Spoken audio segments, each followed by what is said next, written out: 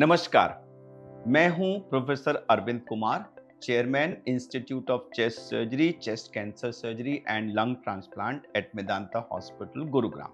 अगर किसी पेशेंट्स को बार-बार सांस की तकलीफ हो रही है और खासकर से अगर उसके साथ खून भी आ रहा है, तो कई बार ऐसे पेशेंट्स का अस्थमा के नाम से ट्रीटमेंट चलता रहता है, नेबुलाइजर चलता रहता है, लेकिन फिर भी पेशेंट को रिलीफ नहीं मिलता। तो सिर्फ अस्थमा ही इसकी वजह नहीं हो सकती है, कभी-कभी इसका असली रीजन ट्रेकिया यानी विंड पाइप या सांस की नली का ट्यूमर भी हो सकता है। आज के वीडियो में मैं आपको ट्रेकियल ट्यूमर यानी सांस की नली में होने वाले ट्यूमर्स के बारे में बताऊंगा कि ये ट्यूमर क्या होता है, इसके सिम्टम्स क्या होते हैं, इसका डायग्नोसिस कैसे होता है और क्या इसका परमानेंट ट्रीटमेंट सर्जरी के द्वारा संभव है।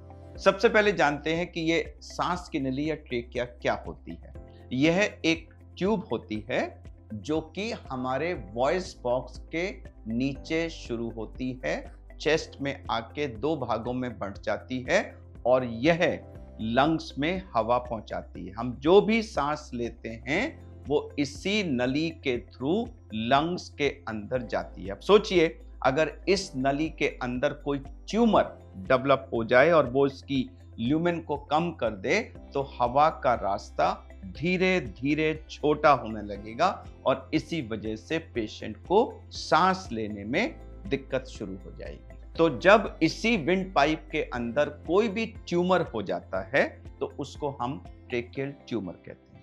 अब इसके सिम्टम्स क्या होते हैं? तो देखिए, सबसे कॉमन सिम्टम होता है सांस फूलना, लेकिन प्रॉब्लम ये है कि ये सिम्टम अस्थमा यानी दमा से मिलता जुलता है और इस वजह से बहुत सारे पेशेंट्स को, मैं कहूंगा ज्यादातर पेशेंट्स को, शुरू में ब्रोंकाइटिस, अस्थमा लेबल करके उनको इनहेलर्स और नेबुलाइजर्स दे दिए जाते हैं। लेकिन अगर पेशेंट को सांस लेते वक्त आवाज आती है, नेबुलाइजर से फायदा नहीं हो रहा है, चलने फिरने में सांस फूल रही है और खांसी के साथ खून आ रहा है अगर, तो यह एक सीरियस साइन है और ट्रेकियल ट्यूमर की पॉसिबिलिटी हो सकती है। कभी भी किसी को खांसी के साथ अगर खून आए और सांस फूल रही है, अस्थमा जैसे सिम्टम्स हैं, तो उसको ट्रेकियल ट्यूमर के लिए जरूर इवैल्यूएट किया जाना चाहिए। मैंने देखा है कि कभी-कभी 2-2, 3-3 साल तक ऐसे पेशेंट्स का अस्थमा के लिए इलाज होता रहता है और बाद में अगर सीटी स्कैन या ब्रोंकोस्कोपी होती है तो पता चलता है कि एक्चुअली तो उनकी सांस की नली में ट्यूमर है। तो डायग्नोसिस कैसे होता है?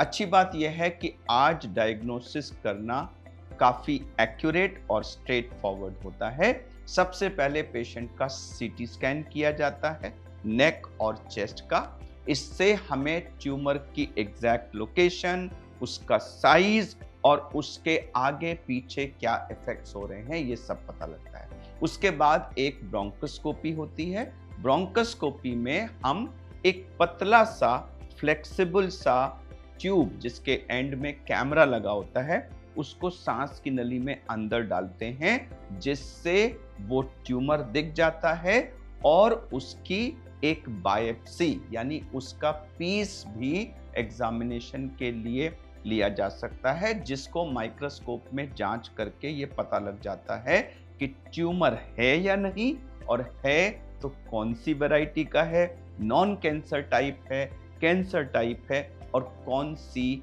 उसकी हिस्टोलॉजिकल टाइप है, क्योंकि वही सब कुछ जानकारी आगे ट्रीटमेंट प्लानिंग में काम आती है।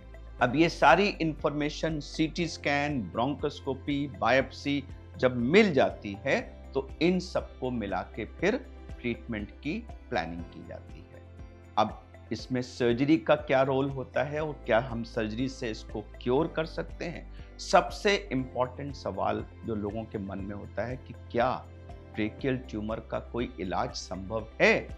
तो इसका आंसर है जी हाँ, ट्रेकियल ट्यूमर का इलाज बिल्कुल संभव है। अगर ट्यूमर को अर्ली ऑपरेबल स्टेज में डायग्नोज किया जाए तो सर्जरी के द्वारा जो विंड पाइप का अफेक्टेड पोर्शन होता है उसको कट करके निकाल दिया जाता है और दोनों एंड्स को जोड़ दिया जाता है।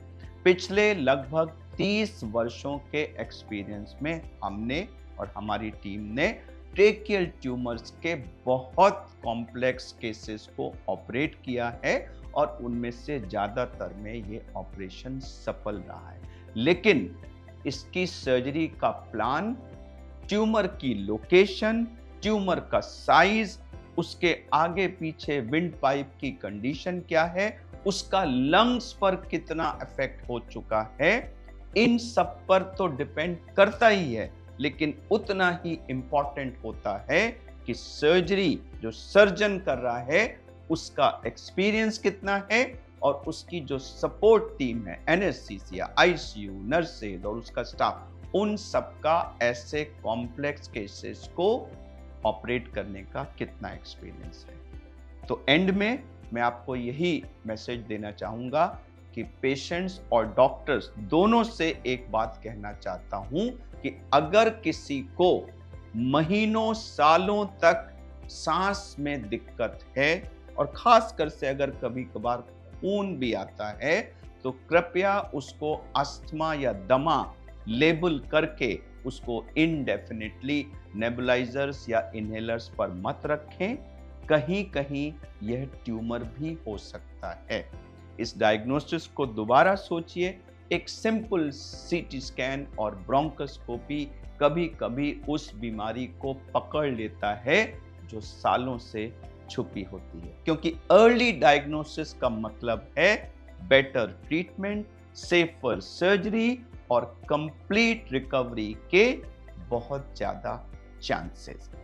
ये वीडियो और इसमें दी गई इंफॉर्मेशन अगर आपको यूजफुल लगी है तो इसे जरूर शेयर कीजिए। और अगर ट्रेकियल ट्यूमर से रिलेटेड या चेस्ट सर्जरी से रिलेटेड किसी भी इशू पर आपके कोई भी सवाल हो तो कमेंट्स के सेक्शन में डालिए।